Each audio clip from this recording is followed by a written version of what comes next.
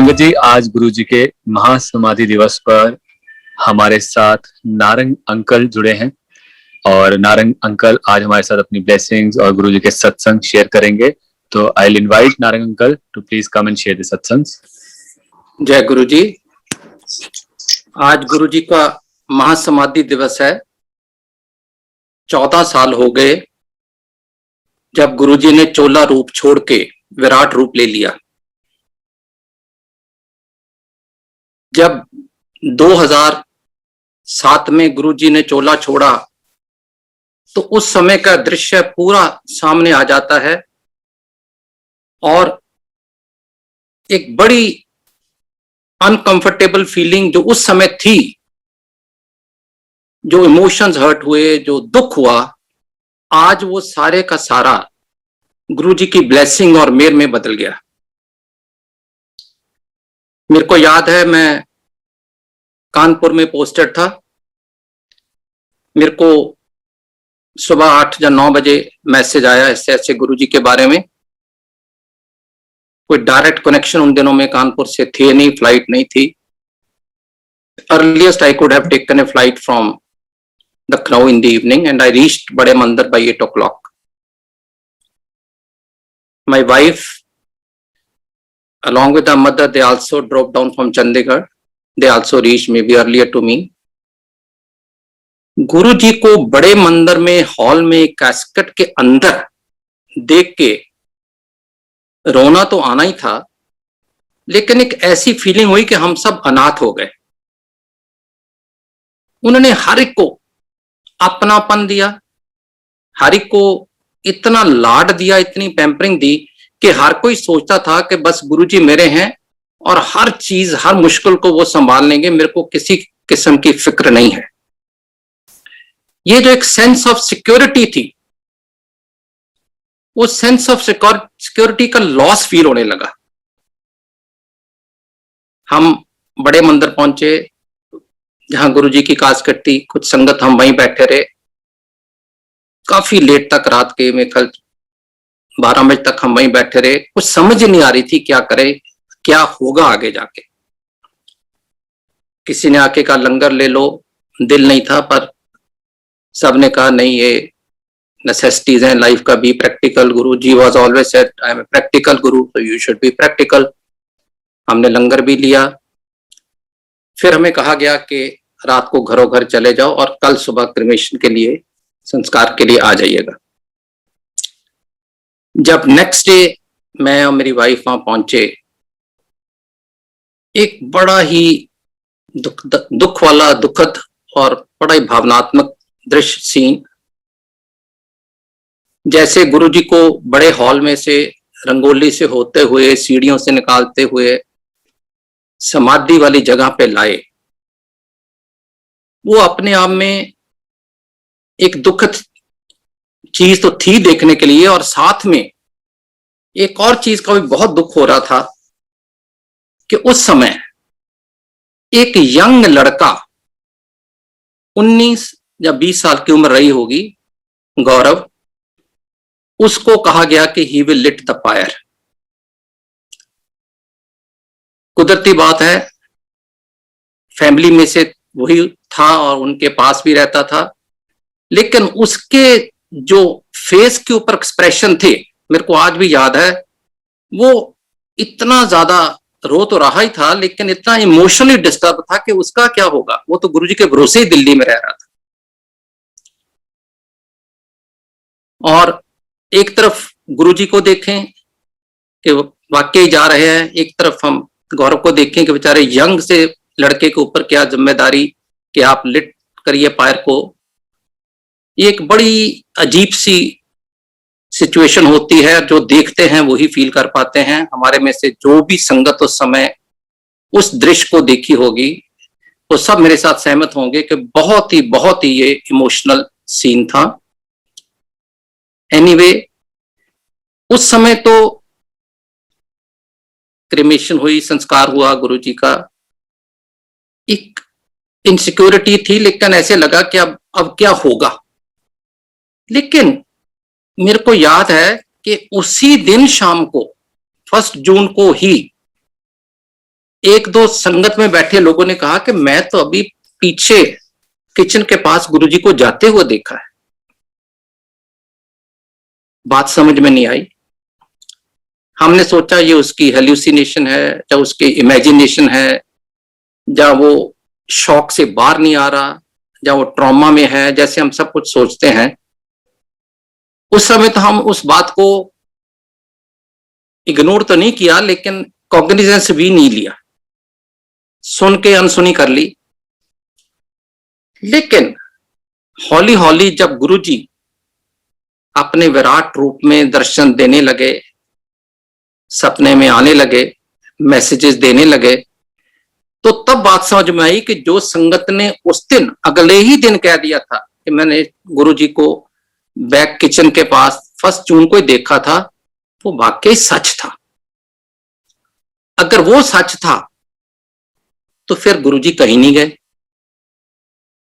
ये गुरुजी के अल्फाज उनके आप मुखारबिंद से कि मैं इंसानी जामा में हूं, मेरे ऊपर बहुत बंदिशें हैं, सुनते थे लेकिन समझ नहीं आती थी। उस समय हमें ये नहीं लगा, या किसी को भी ये समझ नहीं आई कि महाशिव भगवान गुरुजी सिर्फ देखने के लिए कि उनकी बनाई दुनिया कैसे चल रही है, एक इंसानी जामा में आए हैं, अपनी मर्जी से ही आए हैं और अपनी मर्जी से ही जाएंगे। ये बात का एहसास बहुत बहुत लेट हुआ। अब जो जुड़ गए हैं उनको अभी हो रहा है, कईयों को अभी भी ये एक मिस्ट्री सी लगती है, लेकिन फैक्ट यही है कि गुरुजी जो खुद महाशिव थे, एक इंसानी जामे के रूप में दुनिया देखने आए थे।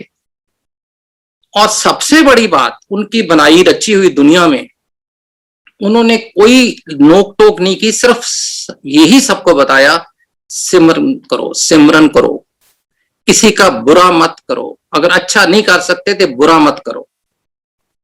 ये कुछ प्रिंसिपल्स, असूल गुरुजी ने उस समय अपनी लाइफ टाइम में जो सिखाए, वो हम हौली हौली करके आज उनको समझ पा रहे हैं। हर साल गुरुजी की महासमाधि दिवस पे 31 मई को बापूजी, गुरुजी के रिस्पेक्टेड फादर, श्री अखंड पाठ साहब कराते हैं, जिसका भोग 31 को होता है। आपको मालूम है हर साल बहुत हजारों में संगत जुड़ती है वहां पे, और वो गुरुजी की ब्लेसिंग देती है। लेकिन इस दफा कोविड की वजह से और लॉकडाउन की वजह से संगत तो नहीं आ पाई, पर मैं आपको बताना चाहूंगा कि बापूजी ने वो प्रथा आज भी कायम रखी, और आज सुबह डुगरी में ही श्री अखंड पाठ साहब का भोग हुआ, उस उपरांत कीर्तन हुआ, अरदास हुई। जैसी मर्यादा 14 साल से चल रही थी उसको ऐसे ही चलने दिया। एक्सेप्ट लॉकडाउन की वजह से संगत की हाजिरी लिमिटेड है, पंजाब में 20-25 के लोग होंगे, लेकिन प्रथा को नहीं छेड़ा, और गुरुजी के प्रति जो प्यार और भावना जो बापूजी की, जो गुरु परिवार की, वो उन्होंने उसी तरीके ही कायम रख के संगत को ये बताना जरूरी समझा कि अगर बापूजी श्री अखंड पाठ साहब नॉर्मल सर्कमस्टांसेस में रखते हैं तो इन दिनों में भी जरूर रखेंगे। इसी 31 में 2015 को गुरुजी के माता जी के नाम के ऊपर माता सुरजीत कौर मेमोरियल हॉस्पिटल डुगरी में खुला। ये एक गुरुजी की बड़ी इनर विश थी कि उस एरिया में एक अच्छी मेडिकल फैसिलिटी नहीं है, और लोगों को छोटी मोटी बीमारी के लिए जहां लुधियाना जाना पड़ता है, जहां और दूर जाना पड़ता है, मलेरकोटला भी छोटा शहर है, और ये गुरुजी चाहते थे कि एक मेडिकल फैसिलिटी लोगों के लिए की जाए। और इस चीज की मैं बहुत शलाघा भी करूंगा, गौरव अंकल को मुबारक दूंगा कि उन्होंने ये सपना गुरुजी का पूरा किया, और ये हॉस्पिटल माता सुरजीत कौर मेमोरियल हॉस्पिटल 2015 31 मई से शुरू हुआ, ऑपरेशन शुरू हुआ। शुरू में दिक्कतें होती हैं, रिमोट एरिया है, रहने की फैसिलिटी नहीं है, कुछ डॉक्टर आए, कुछ छोड़ के चले गए, कुछ रह गए, लेकिन देखते ही देखते ये state of the art hospital जो 5 मंजिला है, इसके अंदर हर स्पेशलिस्ट ने अपना कंट्रीब्यूशन दी और आसपास के सारे ही गांव के लोग दूर दरेड़े से आके इस मेडिकल फैसिलिटी का फायदा लिया। ये चैरिटेबल हॉस्पिटल है, इसके अंदर 50 बेड्स हैं और 5 प्राइवेट रूम भी हैं। हर medical field, you name it, medicine, surgery, orthopaedic, ENT, eye and what not, सबके सब फैकल्टीज के डॉक्टर वहां मौजूद हैं। कुछ परमानेंट वहां पे हैं, डिपेंडिंग ऑन कि कितनी जरूरत है, कुछ हफ्ते में 2 दिन या 3 दिन आते हैं। जैसे कि आपको मालूम है, डुगरी में हर फर्स्ट संडे को गुरुजी का सत्संग होता है जिसमें हजारों की संगत जुटती है। उस दिन हर फर्स्ट संडे को हर महीने 2015 से लगातार अप टिल लास्ट ईयर जब तक कोविड नहीं शुरू हुआ, मेडिकल कैंप भी लगता था जिसमें कम से कम 1000-1200 की संगत, 1000-1200 लोग आके अपनी डिफरेंट टाइप ऑफ बीमारियां, डिफरेंट टाइप ऑफ प्रॉब्लम का इलाज कराते थे। और इसके अंदर बहुत सारे स्पेशलिस्ट सिर्फ कैंप्स में ही आते थे, ताकि एक ही दिन में 1200 आदमी को अगर आपने ट्रीट करना है तो you need more doctors, more facilities, and all this was being organised very smoothly. आज मैं आपके साथ एक और बात शेयर करना चाहता हूं कि कोविड की पॉसिबल थर्ड वेव को ध्यान में रखते हुए माता सुरजीत कौर हॉस्पिटल ने और गौरव अंकल के पर्सनल एफर्ट से हमने वहां 5 आईसीयू बेड आज शुरू किए हैं। 2 वेंटिलेटर खरीदे गए हैं और 2 नई और एम्बुलेंस जो वेंटिलेटर फिटेड है, अगर कोई कोविड पेशेंट किसी भी दूर गांव में हो उसको लाने के लिए, ताकि रास्ते में उसको मुश्किल ना हो, ये प्रयास करके ये आज 31 मई 2021 को 5 आईसीयू बेड, 2 वेंटिलेटर और 2 नई एम्बुलेंस विद वेंटिलेटर्स ये आज ऐड की गई हैं। ये लोगों की सुविधा के लिए की गई हैं। और अगर जैसे कि कुछ मेडिकल एक्सपर्ट का अनुमान है कि थर्ड वेव कोविड की आने वाली है, तो उसकी तैयारी जैसे बाकी लोग, बाकी सरकार, बाकी एनजीओज कर रहे हैं, हमने अपने तरीके से इसको ये तैयारी की है और पूरी उम्मीद है कि जरूरत पड़ने पर हम भी लोक सेवा में वैसे ही एक्टिव होंगे, प्रोएक्टिव होंगे, जैसे कि बाकी लोग इस मुसीबत और इस महामारी में सबका साथ दे रहे हैं। तो ये तो मंदिर के बारे में और गुरुजी की महासमाधि के बारे में आज सुबह से ही सारी दुनिया में बहुत सत्संग हो रहे हैं, बहुत शब्द कीर्तन हो रहे हैं, भजन हो रहे हैं और संगत गुरुजी की महासमाधि के ऊपर जुटी हुई है। मेरे पास भी बहुत मैसेजेस आई हैं फॉर फ्रैंक वर्ल्ड ओवर से, अमेरिका, कनाडा में, क्योंकि अभी दिन शुरू हुआ है, आज पूरा दिन वहां भी चलते जाएंगे। और ये एक बहुत बड़ी बात है कि वो गुरुजी जिन्होंने कभी पब्लिसिटी नहीं की, जिनके बारे में कभी आर्टिकल नहीं छपा, जिनके बारे में लोगों को किसी मीडिया से नहीं पता चला, लेकिन उनकी पॉपुलैरिटी ऐसी होगी कि दुनिया के कितने ही शहरों में, जो मेरा एस्टिमेट अनुमान है एज ऑफ टुडे, तकरीबन 300 शहर दुनिया के ऐसे हैं जहां गुरुजी के सत्संग हो रहे हैं। तो ये फख्र की बात है। और ये गुरुजी का मैसेज जो बहुत था कि संगत जोड़ो, उसकी तरफ एक बहुत आलीशान कदम है। मैंने इस प्लेटफॉर्म से 3 दफा पहले आपके साथ सत्संग किए। वो सारे ही सत्संग गुरुजी की लाइफ टाइम के दौरान हुए और जो एक्सपीरियंस किए गए वो सत्संग आपके साथ शेयर किए, क्योंकि आज महासमाधि दिवस है और मैं चाहता हूं कि आज मैं एक वो सत्संग करूं जो गुरुजी के चोला छोड़ने के बाद मेरे साथ हुआ, ताकि अगर किसी के मन में ये शंका रत्ती भर भी हो कि जिन लोगों ने गुरुजी से मिले, जिन्होंने गुरुजी को देखा, गुरुजी के साथ रहे, वो ब्लेस्ड थे, हम तो बाद में आए। ऐसा नहीं है। जब जब जिसको गुरुजी ने बुलाना था उसको तभी आना था। और आज तो बहुत ब्लेसिंग हो रही हैं, नो डाउट, बड़ी संगत बढ़ रही है, नो डाउट। लेकिन मैं एक ऐसा सत्संग सुनाऊंगा जो गुरुजी की महासमाधि के बाद हुआ, लेकिन सारा सत्संग गुरुजी ने ही रचा। ये बात है दिसंबर 2010 की, दिसंबर 2010। मैं और मेरी family, those days I was in service with government of India, हम लोग हॉलिडे के ऊपर केरला गए। केरला में वी वेंट टू कोचीन, उस समय कोचीन बोलते थे, आजकल कोची बोलते हैं। We were enjoying our holidays, we were in backwaters resort. और एक दिन वहां से 4 घंटे दूर है Munnar, that's a Tata tea estate, very famous. उसको देखने के लिए हम लोग सुबह कोचीन से मुन्नार के लिए निकले। हम दोपहर को वहां पहुंचे, गेस्ट हाउस में रुके, लंच लिया।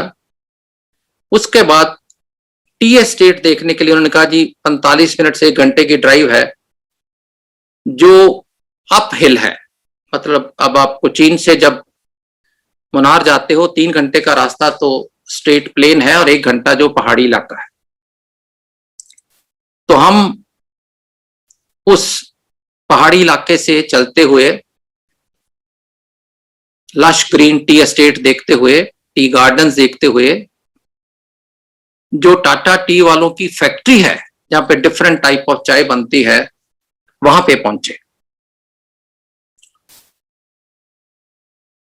क्योंकि मैं, as I told you, I was with the government, मेरे साथ स्कॉट ऑफिसर भी था, और हम सब लोग टाटा टी एस्टेट में टी फैक्ट्री पहुंचे।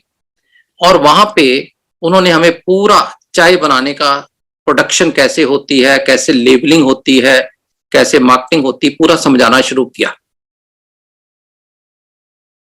मेरे लड़के ने कई क्वेश्चन पूछे, रेड लेबल चाय कैसे बनती है, ग्रीन कैसे बनती है, येलो, जो नॉर्मल इनक्विजिटिव क्वेश्चंस होते हैं बच्चों में, बड़ों में भी, वो पूछ रहा था। और मेरे को उसी टाइम थोड़ी सी एक अनकंफर्टेबल फीलिंग हुई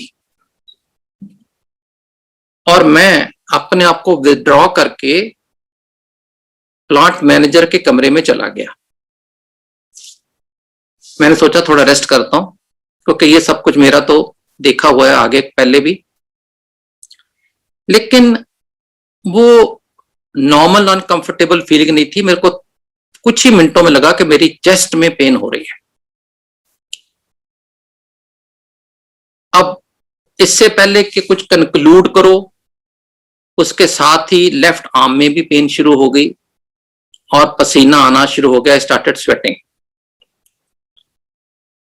if you have chest pain coupled with pain in the arm and with sweating, it's normally an issue related to heart. तो समझ लगी कि हार्ट की प्रॉब्लम की तरफ ये इंडिकेशंस है। मैंने इमीडिएटली फैमिली को कमरे में बुलाया और बताया ऐसे ऐसे हो रहा है।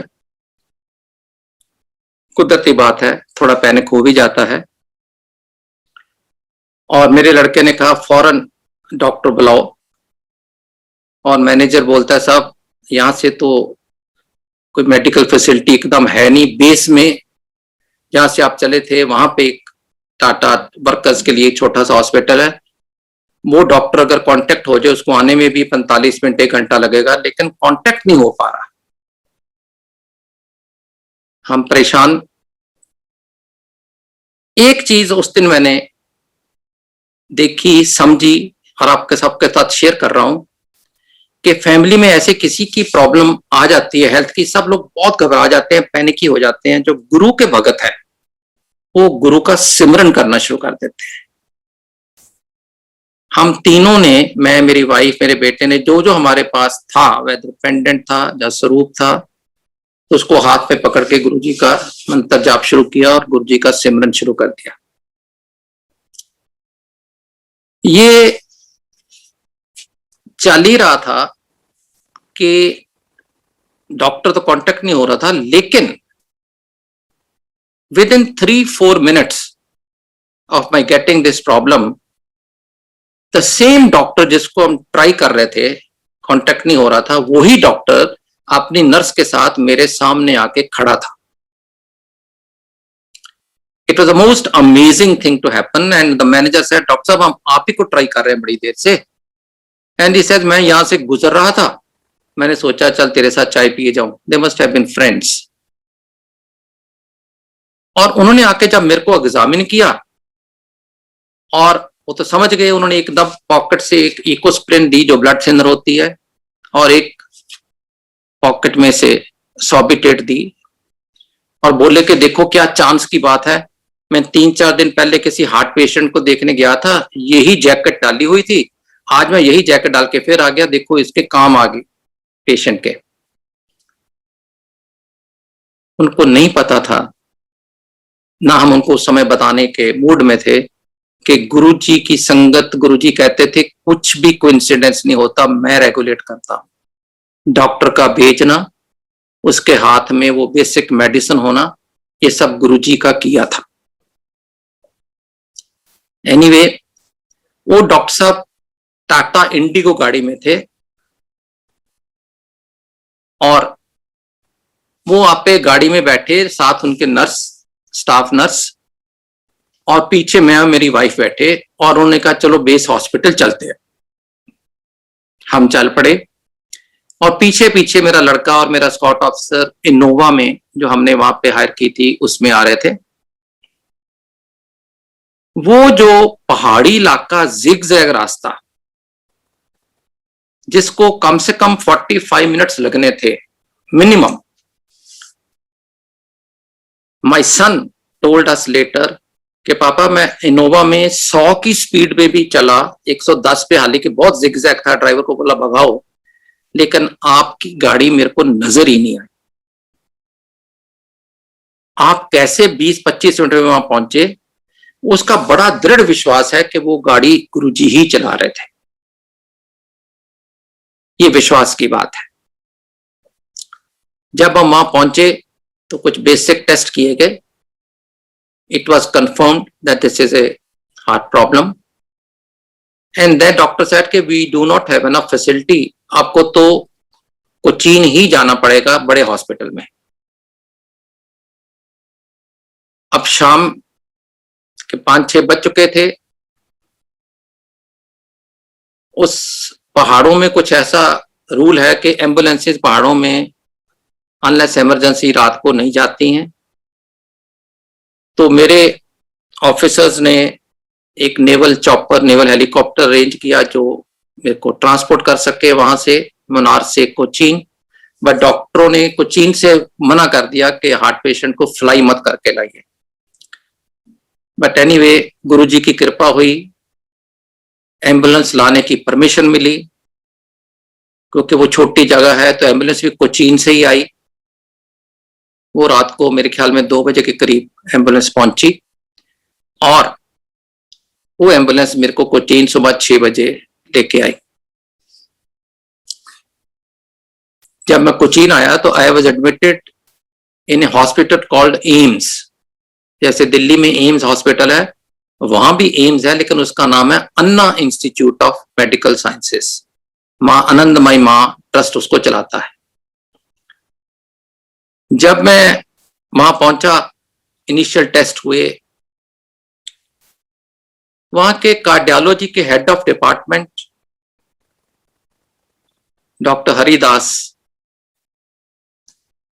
मेरे को मिलने आए। About 9 or 10 he examined me and he told me कि कुछ टेस्ट मैं टीम को कह रहा हूं कंडक्ट करे। और नारंग साहब, ही टोल्ड मी, नारंग साहब मैं ना हर महीने अम्मा के पास जाता हूं। अम्मा is the spiritual head in that part of the country. She has a lot of following. So if you permit, can I go? It is about 4-hour journey. 4 घंटे जाने में, 4 घंटे आने में, 1-2 घंटा वहां रुकूंगा, तो मैं रात को 8, 8:30, 9 तक पहुंच जाऊंगा। तो हमने कहा डॉक्टर साहब ये तो आप हमको एम्बेरस कर रहे हैं, क्योंकि कोई भी डॉक्टर अपने पेशेंट की परमिशन नहीं मांगता, but he is showing courtesy, क्योंकि between night and morning lot of cardiologists from various parts of the country have given him a ring, because wherever I have worked, naturally you develop friendship, you develop relationship. वो करते कराते मैंने कहा doctor साहब के मैं तो ICU में ही हूं, यहाँ और भी डॉक्टर हैं, यू आर एचओडी, आप जरूर जाइए, मैं गुरु भगत हूं और मैं पूरे विश्वास से कहता हूं कि अगर आप अम्मा भगत हैं तो you must go, I have nobody to stop you और रिस्ट्रिक्ट यू। तो ही वेंट, वो चले गए, कुछ टेस्ट हुए जिनकी रिपोर्ट आफ्टरनून आ गई। That report was not very encouraging, पर उन्होंने हमें नहीं बताया, वो वेट कर रहे थे कब डॉक्टर हरिदास वापस आए तो उनके साथ वो डिस्कस करें। 4 बजे होंगे, 4-5 के बीच, कि suddenly doctor Haridas appeared before me in my room. I was quite taken aback. मैं कहा डॉक्टर साहब आप तो 8-9 बजे आने वाले थे, कैसे आ गए इतनी जल्दी? ही सेज वो मैं बताऊंगा, लेकिन आज मेरे साथ एक बहुत अजीब हादसा हुआ जो आज तक कभी नहीं हुआ। तो कहने लगे कि जब मैं 3 घंटे की जर्नी कर चुका था, अभी आश्रम से 1 घंटा दूर था, तो सडनली एक वॉइस जो अम्मा की वॉइस थी, उसने कहा doctor go back, your patient needs you. अपनी लोकल लैंग्वेज में, मलयाली में कहा होगा। ही थॉट कि ये मेरे मन का वहम है या मैं इमेजिन कर रहा हूं, but the voice was very loud and clear and he asked his wife, did you hear anything? तो डॉक्टर साहब की वाइफ जो साथ बैठी थी कार में, शी सेज ये तो अम्मा कह रही है कि doctor you go back, your patient needs you. तो नेचुरली शी सेड कि नहीं वी मस्ट गो बैक, हम अम्मा भगत हैं, उनकी बात को टाल नहीं सकते। They return midway and never reach the ashram. तो फिर उन्होंने, वाइफ ने पूछा होगा कौन patient and all that, he says एक ही पेशेंट आज आया है सुबह, कोई दिल्ली के गवर्नमेंट ऑफिसर है, लेकिन आई डोंट नो, अम्मा ने भेजा है तो कुछ कारण होगा। वो वापस आए, आते उनको पता चल गया कि प्रॉब्लम निकल आई और उन्होंने कहा आपकी इमीडिएटली एंजियोग्राफी की जाएगी। मेरी एंजियोग्राफी हुई, उसके अंदर 2 आर्टरीज 90% ब्लॉक निकली, एक 70%। और उन्होंने कहा कि अब आप फैसला करिए, अगर आपने स्टेंट डालना है तो मैं अभी डाल सकता हूं, और अगर आप बाईपास करना चाहते हैं तो वो हम फिर कल के लिए प्लान करेंगे। अब डॉक्टर का पूछना एक प्रोटोकॉल है, पर हम में से कोई भी इतना मेडिकली एक्सपर्ट नहीं जो इसका जवाब दे पाए या ओपिनियन दे पाए। So my wife and my son went out and started talking to all the doctors, whoever we knew from Chandigarh, Delhi, Bombay. And they were also in touch with the doctor, concerned doctor, but they all said कि जो doctor on the spot है वो ही इस चीज का ज्यादा decision ले सकेगा, बेटर डिसीजन ले पाएगा, rather than we telling him from here. जब ये चल ही रहा था, मेरे तकरीबन it took after angiography 45 minutes 1 hour कोई डिसीजन नहीं हो पा रहा था. And suddenly when I was lying on the table in theater after angiography, Guruji again came and very loud and clear spoke to me and in my ear saying, "Stent हुआ ते कर जा." So this was a very clear message कि stent ही डलवाने हैं और जल्दी से वापस जाना है. I immediately called back my family from outside. I said, "Don't need to consult any doctor." गुरुजी का मैसेज आ गया. फौरन स्टेंटिंग की गई. 3 स्टेंट मेरे को उस समय डले. Night was comfortable. Next morning, doctor came for a round. He says all parameters are fine. And Mr. Narang, can I go to meet Amma today? क्योंकि कल को तो वापस आ गया था रास्ते में से. मैं कहा, why not? You must go. And I'm comfortable. So he went and he came back in the evening as scheduled. और आके मेरे कमरे में आए और आके कहते, आज फिर एक बहुत अजीब दास्तां हुई मेरे साथ. मैंने कहा, डॉक्टर साहब, what happened today? He says, आज जब मैं अम्मा के पास पहुंचा, उनके चरण स्पर्श किए. मैं 18 साल से इस इंस्टीट्यूट में काम कर रहा हूं, हर महीने जाता हूं. कहते, पहली दफा अम्मा ने मेरे को पूछा, how is the patient from Delhi. उसने ये सोचा कि कोई ऑफिसर है, इन्होंने किसी से कलवाया होगा अम्मा से कि ब्लेसिंग वगैरह दें. तो कहते, मैंने अपने तरीके से बताया. And then first time again he heard from अम्मा's mouth saying Shiv Shiv. When he shared with me, I told him, this is my guru at work. जो मेरे गुरुजी हैं,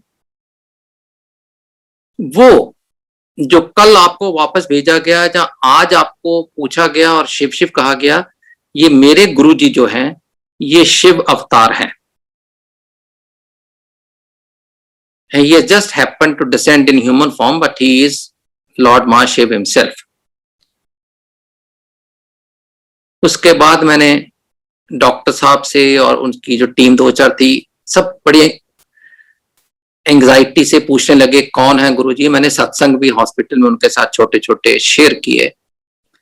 लेकिन I don't blame them. Nobody can by couple of hours listening to satsang by couple of hours, nobody can believe that Lord Shiv has come in human form. But anyway, they did listen with respect, didn't ignore my thought process, and within 2-3 days I was comfortable. And मेरे को याद है कि उन्होंने कहा, if you want you can go back. तो 22nd night को मैं इवनिंग फ्लाइट लेके कोचीन से दिल्ली आ गया. अब मैं दिल्ली पहुंचा तो घर जाने के बाद पहला थॉट मन में ये आया कि अगले दिन जाके मंदिर गुरुजी का थैंक्स करके आऊं.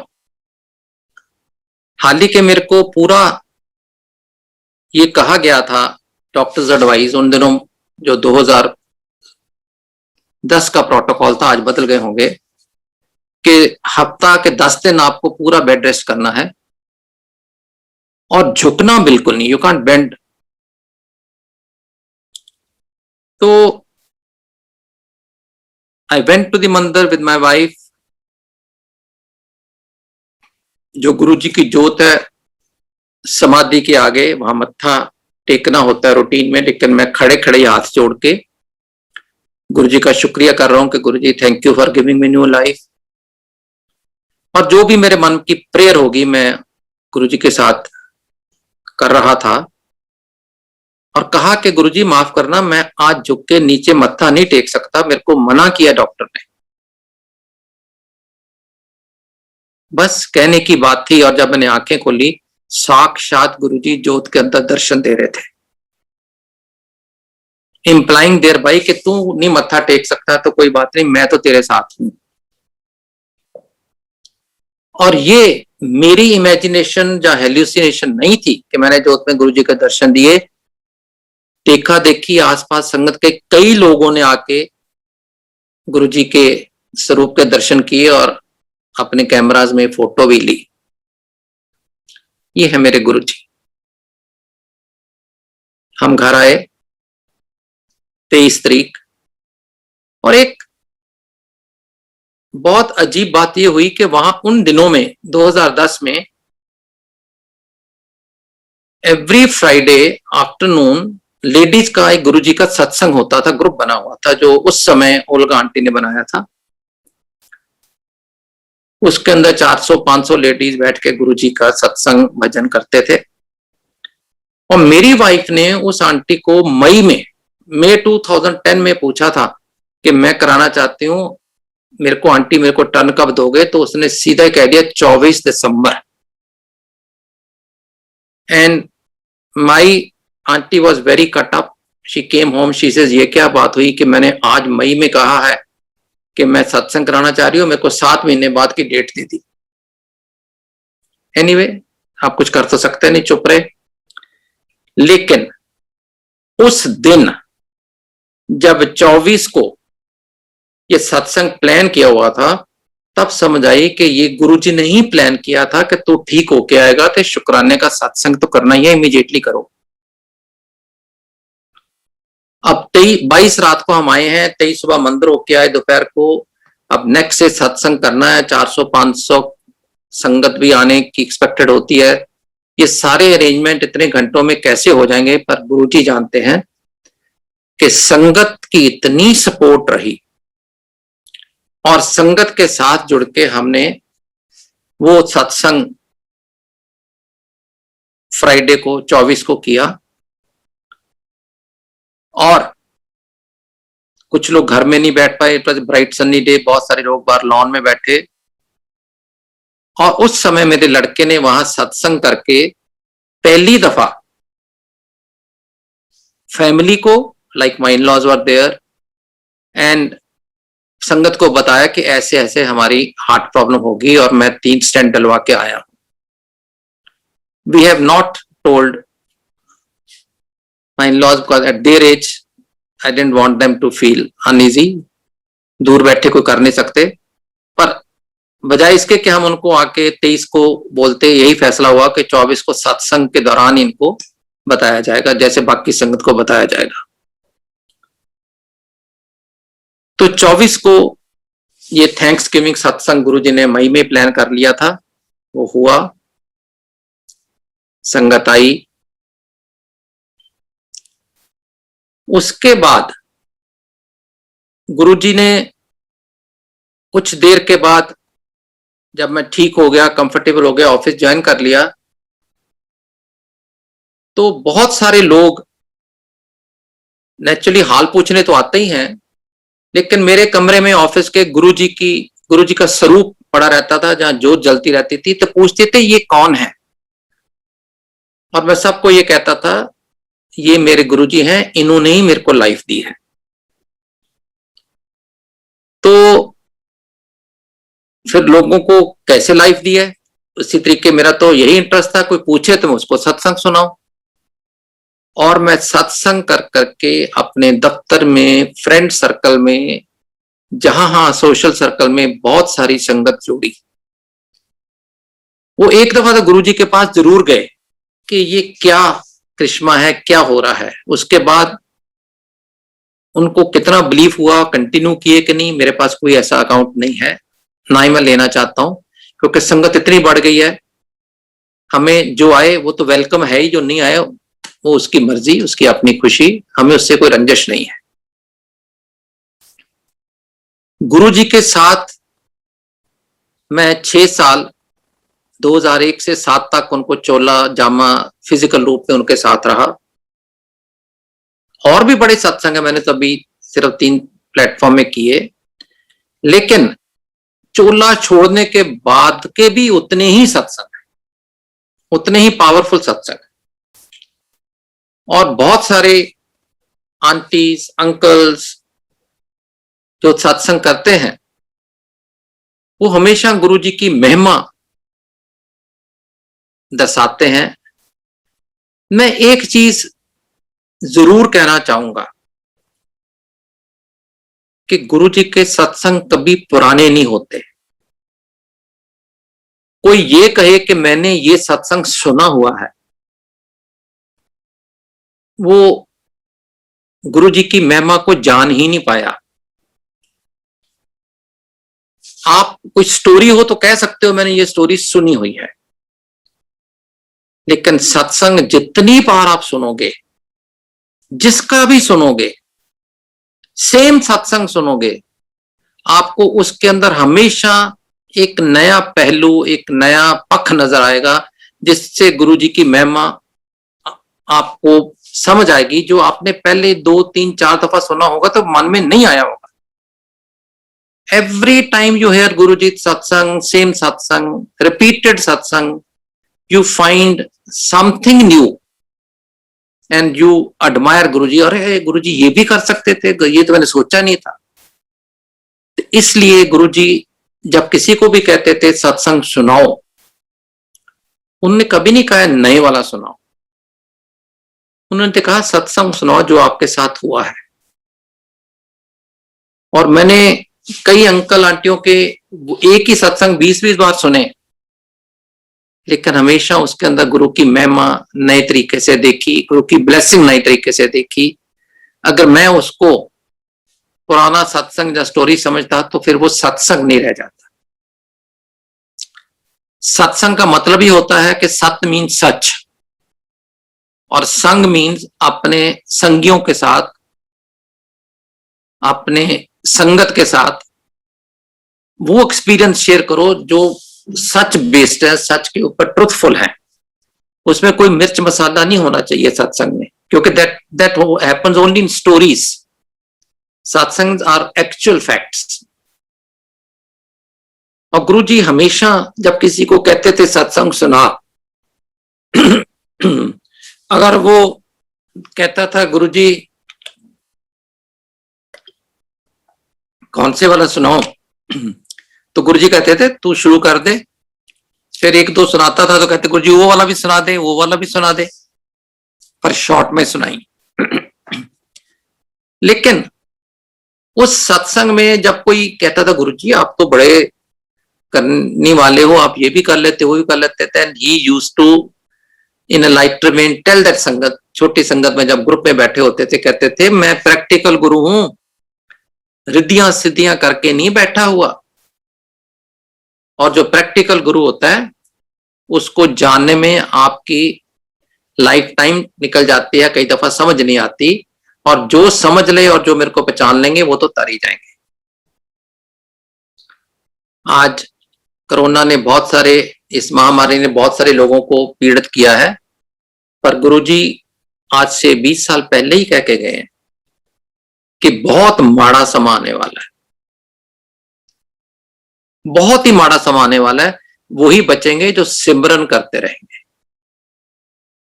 सो my sincere suggestion to the whole sangat is कि गुरुजी का ये मैसेज जो है ये बहुत इटर्नल और परमानेंट है कि आप सिमरन करो, आपको कोई महामारी तंग नहीं करेगी।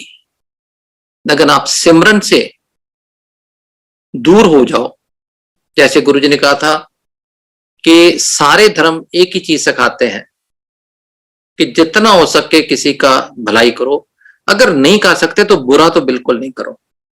अगर हम ये कॉन्सेप्ट, ये थॉट प्रोसेस लेके चलते हैं तो कोई भी महामारी हमें तंग नहीं करेगी। एक सिमरन करें और एक लोगों का भला करें, जो गुरुजी कहते थे। गुरुजी ने अपने जीवन काल में जितने भी लेसन्स दिए, जितने भी मैसेजेस दिए, वो बड़े इंपॉर्टेंट थे, लेकिन उनकी समझ हमें बहुत लेट आई। पर फिर भी एटलीस्ट मैं उनका शुक्रगुजार करता हूं कि मेरे को समझ आ तो गई। कईयों को अभी भी नहीं आई होगी और कई अभी भी उसको सोच रहे हैं कि इसका मतलब क्या होगा। गुरुजी की महासमाधि के बाद बहुत लोग आते थे शुरू में कि ये सपना है गुरुजी का, इसका मतलब क्या है। भी आपको सपना आया है, आपके लिए है, इसमें क्या मैसेज है आप ही को मालूम है, आपको अपनी फैमिली की बैकग्राउंड आपको मालूम है, तो सपने को इंटरप्रेट आप ही को करना है। तो इसलिए गुरुजी का सपना आना, it is basically giving you a message, and that message has a background which you alone know. तो इसलिए वो मैसेज, वो बैकग्राउंड वो आपके लिए, और आप ही उसको इंटरप्रेट करके गुरुजी का मैसेज समझे। एक चीज गुरुजी जरूर कहते थे कि जब गुरु सपनों में आता है, आपके लिए सपना होता है। If he comes in my dream I feel he has come in a dream, but he says गुरु खुद आता है। आपके लिए सपना होता है पर गुरु खुद चल के आता है। तो अगर आप ये भाव लेके चलें कि जब गुरुजी सपने में आते हैं तो गुरु खुद आते हैं, और जब खुद आते हैं तो आपका कल्याण करने, आपको ब्लेसिंग देने, आपका अच्छा बुरा सोच के आपको कोई एडवाइस, कोई मैसेज देने आते हैं, उसको बहुत सीरियसली और सिंसियरली लीजिए। Don't take it lightly. Guruji कहते होते थे कर भला हो भला, अंत भले का भला। अगर आप भला करोगे सबका तो आपका भी भला होगा जब जरूरत आएगी, जब टाइम आएगा। गुरुजी के सत्संग शेयर करने के लिए बहुत हैं, लेकिन टाइम का कंस्ट्रेंट देखते हुए मैं आज यहीं पे इस सत्संग को विराम देता हूं। और गुरुजी की महासमाधि के इस दिवस पे ऊपर, जबकि 14 साल हो गए उनको चोला छोड़े हुए, और हम में से जिन्होंने उनको फिजिकल रूप में भी देखा, पोस्ट समाधि भी देखा, वो समझ सकते हैं कि कैसे कुछ 100 से, कुछ 1000 से, कुछ lakhs तक संगत पहुंच गई। इसका क्या कारण रहा होगा।